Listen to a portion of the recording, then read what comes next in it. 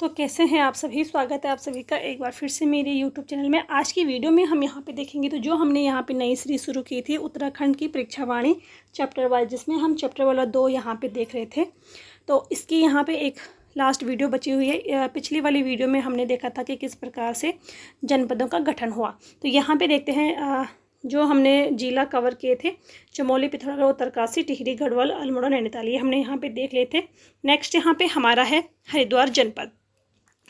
हरिद्वार जनपद का गठन होता है 1988 में। ठीक है, 28 दिसंबर 1988 को सहारनपुर मंडल के हरिद्वार जिले में इसका गठन किया गया था। ठीक है, सहारनपुर मंडल के हरिद्वार मंडल में, ठीक है, हरिद्वार जिले का गठन किया गया था। राज्य गठन के बाद इसे सहारनपुर मंडल से निकालकर गढ़वाल मंडल में डाल दिया गया था।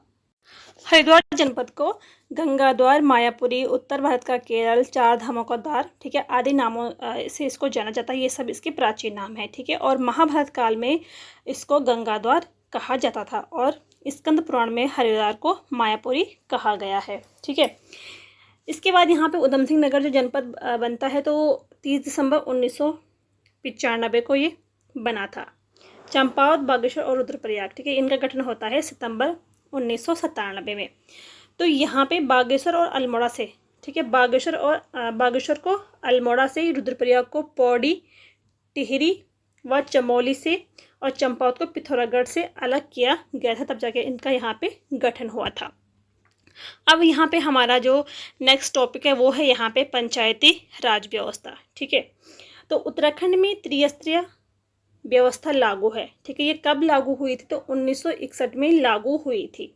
महिलाओं के लिए पंचायतों में आरक्षण कितना प्रतिशत है? तो देखो, महिलाओं के लिए पंचायतों में जो आरक्षण था वो था यहाँ पे पहले 30%। ठीक है, फिर इसको यहाँ पे बढ़ाकर 50% किया गया था मार्च 2008 में। ठीक है, और इस समय तत्कालीन जो मुख्यमंत्री थे वो थे यहाँ पे भुवनचंद खंडूड़ी। जो यहाँ पे हमारी पंचायती राज व्यवस्था वो यहाँ पे 3 स्तर पे होती है। तो पहला है यहाँ पे जिला स्तर। ठीक है, जिला पंचायत ये जिला स्तर में होती है। तो पंचायत व्यवस्था का ये शीर्ष निकाय है। ठीक है, सबसे ऊपर जिला पंचायत है। इसका जो कार्य है तो पर्यवेक्षणात्मक व समन्वयकारी इसका कार्य है। ठीक है, सदस्यों का चुनाव वयस्क मताधिकार और प्रत्यक्ष रीति के द्वारा यहाँ पे किया जाता है। जो यहाँ पे अध्यक्ष उपाध्यक्ष का चुनाव निर्वाचित सदस्य करते हैं। ठीक है, जो अध्यक्ष और उपाध्यक्ष का चुनाव होता है वो निर्वाचित सदस्य ही यहाँ पे करते हैं। जिले के जो सभी ब्लॉक प्रमुख, लोकसभा सदस्य, राज्यसभा सदस्य, विधानसभा सदस्य, तो ये जिला पंचायत के पदेन सदस्य होते हैं। पदेन सदस्य जो होते हैं तो ये कार्यवाही में भाग ले सकते हैं और मत दे सकते हैं। केवल अविश्वास प्रस्ताव के समय ये मत नहीं दे सकते हैं। जिला पंचायत के सचिव को मुख्य विकास अधिकारी CDO कहा जाता है, यानी कि चीफ डेवलपमेंट ऑफिसर उसको कहा जाता है। जिला पंचायती राज अधिकारी को DPRO कहा जाता है। ठीक है, जिला पंचायत अपने सदस्यों में से 6 प्रकार की समितियां बनाती है। जो यहाँ पे जिला पंचायत होती है ये अपने ही सदस्यों में से 6 प्रकार की यहाँ पे समितियां बनाएंगी। कौन कौन सी हैं? तो वो है यहाँ पे पहली नियोजन एवं विकास समिति, शिक्षा समिति, स्वास्थ्य एवं कल्याण समिति, प्रशासनिक समिति, जल प्रबंधन एवं जैव विविधता प्रबंधन समिति और निर्माण कार्य समिति।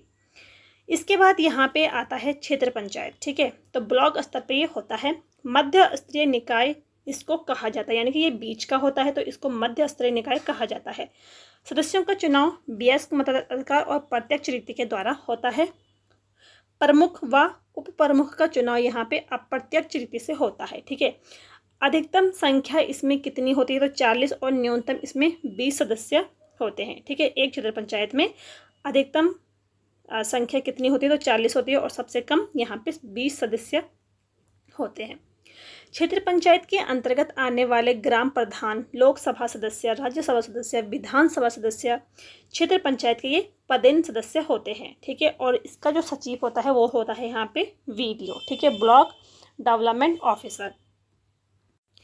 इसके बाद यहाँ पे आती है ग्राम पंचायत, जो कि ग्रामीण स्तर पर होती है। ठीक है, तो त्रिस्तरीय पंचायती व्यवस्था में सबसे निचले स्तर पे ग्राम पंचायत होती है।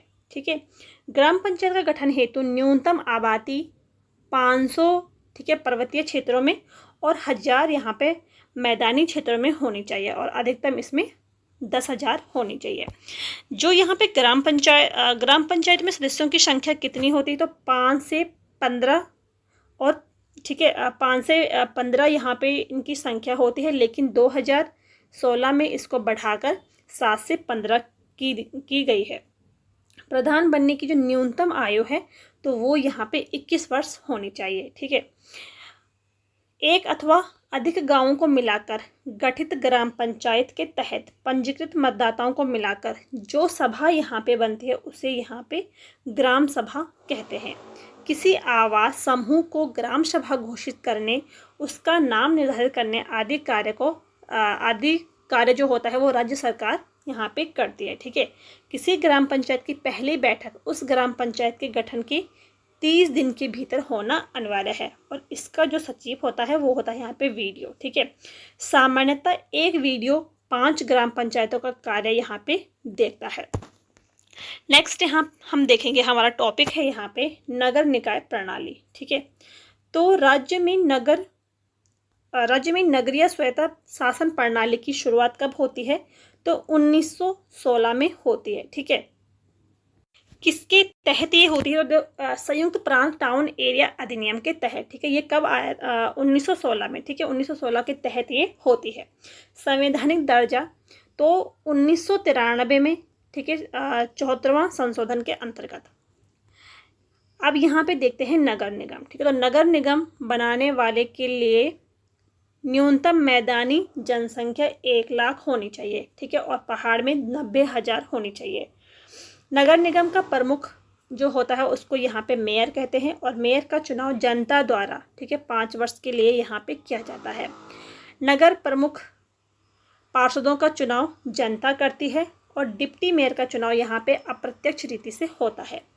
राज्य में कुल नगर निगम कितने हैं, तो कुल राज्य में 9 नगर निगम हैं। ठीक है, देहरादून, हरिद्वार, हल्द्वानी, काशीपुर, रुद्रपुर, रुड़की, ऋषिकेश, कोटद्वार और श्रीनगर। ठीक है, जो यहाँ पे श्रीनगर नगर निगम है तो ये विशुद्ध रूप से पर्वतीय क्षेत्र में स्थित एकमात्र नगर निगम है।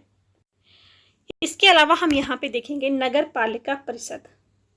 तो मैदानी जनसंख्या यहाँ पे 50,000 से 1 लाख तक होनी चाहिए और पहाड़ी यहाँ पे 90,000 होनी चाहिए। ठीक है, उत्तराखंड में वर्तमान में कुल कितनी नगर पालिका हैं, तो 45 नगर पालिका हैं। ठीक है, सबसे पुरानी नगर पालिका यहाँ पे मसूरी है।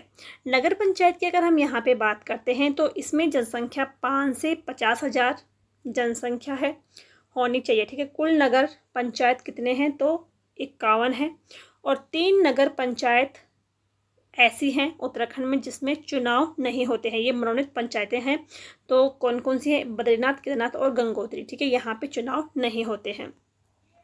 अब हम यहाँ पे देख लेते हैं राज्य निर्वाचन आयोग उत्तराखंड। ठीक है, इसको भी हम यहाँ पे, इसका गठन 30 जुलाई 2001 को होता है अनुच्छेद 243 के तहत।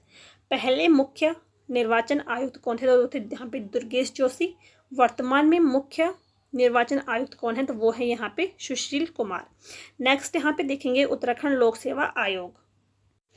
तो राज्य में लोक सेवा आयोग का गठन संविधान के अनुच्छेद 14 के संविधान के भाग 14 के अनुच्छेद 315 के तहत यहाँ पे किया गया था। ठीक है, यूकेपीएससी की जो अधिसूचना जारी हुई थी 14 मार्च 2001 को जारी हुई थी और 15 मई 2001 को नए संगठन के रूप में शुरू हुआ था। इसके अलावा यूकेपीएससी में एक अध्यक्ष व 6 यहाँ पे सदस्य होते हैं। यूकेपीएससी के जो प्रथम अध्यक्ष थे वो थे यहाँ पे एमपी नवानी। ठीक है, जिनका कार्यकाल केवल यहाँ पे 4 माह का था और दूसरे अध्यक्ष कौन थे, तो के आर्य थे। यूकेपीएससी की प्रथम महिला सदस्य कौन थी, तो वो थी यहाँ पे सुधा रानी पांडे। तो इस प्रकार हमारा यहाँ पे जो सेकंड वाला चैप्टर है वो यहाँ पे कंप्लीट हो गया है। नेक्स्ट वीडियो में हम नेक्स्ट चैप्टर की शुरुआत करेंगे। अगर आपको यहाँ पे ये वीडियो पसंद आई हो तो वीडियो को लाइक ज़रूर करें, शेयर करें और चैनल पे नए हैं चैनल को सब्सक्राइब ज़रूर करें। मिलते हैं नेक्स्ट वीडियो में, तब तक के लिए थैंक यू।